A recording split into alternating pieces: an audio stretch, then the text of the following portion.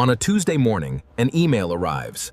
The subject line reads, "An exciting new chapter and our merger announcement." But experienced employees immediately grasp the true meaning of such an announcement. Two payrolls just became one. Two leadership teams just became one. People are about to disappear. Mergers are announced as growth, celebrated in press releases. But for employees, it means organizations combine and careers vanish. This is a slow-feeding frenzy where organizations consume their workforce to satisfy financial promises, often without employee input. Corporate language creates distance between decisions and damage. During a merger, this language works overtime. Terms like synergies imply eliminating overlap, which often translates to eliminating people, driving financial benefits. Streamlining and efficiency mean fewer people carrying more weight as the organization shrinks. Eliminating duplication means teams cease to exist, and unlocking value extracts savings. What can anyone say to this? Following this logic, it all leads to payroll. These phrases transform layoffs into optimization, masking the true impact. Did you read the part about synergies? Wait, are they serious? No. It lets executives describe what is happening to real people in language so sanitized it barely registers as human. When two companies combine, duplication emerges across nearly every function, from HR to finance teams. Two marketing divisions, two operations, two middle management layers, and two executive hierarchies appear. The merged entity doesn't need two of everything. Leadership asks, the question is simple. Why are we paying for two of everything? This isn't philosophical, it's operational. The answer almost always means reducing headcount. A merger is a mass audit of human redundancy. Every role is reviewed, every team measured, every function evaluated to be consolidated, absorbed, or even erased. These roles are held by employees who built careers, now facing decisions about their position's very existence. My friend at Hartley Corp Chanium, they went through this 2 years ago. Half the department was gone in 4 months. Layoffs are pre-planned, baked into the financial model before announcements. Companies project cost synergies to investors. They project how much the combined company saves operating as one. Labor is usually one of the largest expenses. Payroll reduction is an easy lever to pull. Headcount cuts are modeled and planned long before the merger is announced. The spreadsheet exists, and severance budgets are calculated before the CEO even steps onto the stage. The CEO talks about an exciting new chapter, but the financial model has already determined how many employees will be gone. Celebration and elimination are planned together. The merger unfolds in stages, raising questions about open roles and promotions. First is celebration, with smiling executives and a narrative of possibility. Then comes the freeze. Hiring slows, promotions stall. Leadership becomes vague, and employees fill shifts.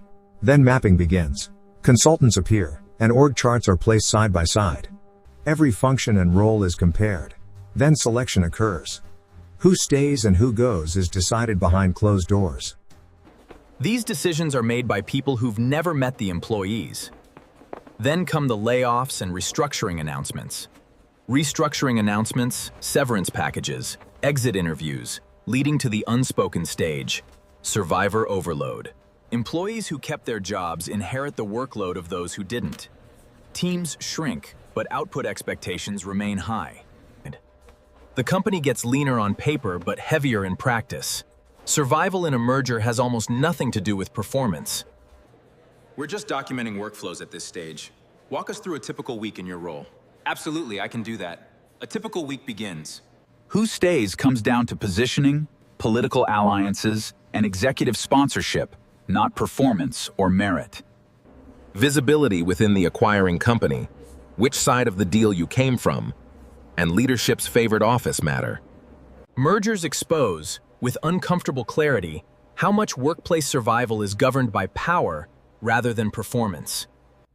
Employees with relationships to new division heads often outlast those who consistently outperform them. This isn't a logic failure, it's the system's logic itself. Merit is just the story companies tell, not the reality. Proximity to power is how it actually works. During a merger, employees stop relaxing. Every meeting feels like a potential announcement. Every leadership email is reread twice. Rumors move faster than facts, and nobody believes the reassurance anymore. That's our entire department on that board. Managers avoid direct questions, having no answers. Employees quietly update resumes, not because they want to leave. They no longer trust the ground beneath them. Even for those who survive the cuts, the emotional damage does not end. Remaining employees absorb heavier workloads, watch teams disintegrate, and lose institutional knowledge. Why do some stay and others leave? Another round of cuts is coming in Q2. I heard about it, but I didn't want to believe it. We're gonna have to make some difficult decisions soon. Those who stayed inherited the cost. For years, leadership talks about community, family, and loyalty, claiming, "Our people are our greatest asset." These phrases appear in town halls and emails. But when financial restructuring begins, that language evaporates overnight.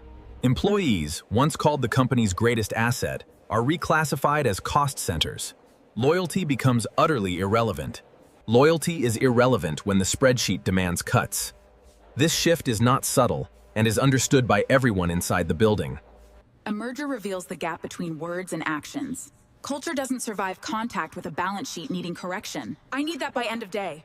I told you this wasn't going to work. It never has. Certain groups are hit first, like middle management, compressed to reduce overhead by consolidating leadership. Duplicated departments like HR, finance, and legal are natural targets. Their overlap is visible, and the rationale writes itself. Employees tied to legacy systems find their expertise expendable. High-salary workers without political protection become targets for larger savings. Long tenure, assumed to provide security, can increase vulnerability, especially with salaries no longer considered competitive. How are you holding up? Managing. Years of service don't protect you. Sometimes they price you out. Watch for signals like external consultants in internal meetings. Hiring freezes without clear reasons, and leadership frequently using efficiency are also key signals to watch for. Duplicated teams are asked to document processes in unusual detail, and org charts are redrawn before announcements. Positioning. Who you know on the other side of the deal. Which executive sees your name as a safe bet. Early recognition allows more time to prepare. If consultants map workflows, decisions are being made about which teams survive. This isn't about panic, but preparation. Update your resume while the market still sees you as employed. Thanks for coming in. I want to give you a direct update on where things stand. I appreciate that. What's the situation?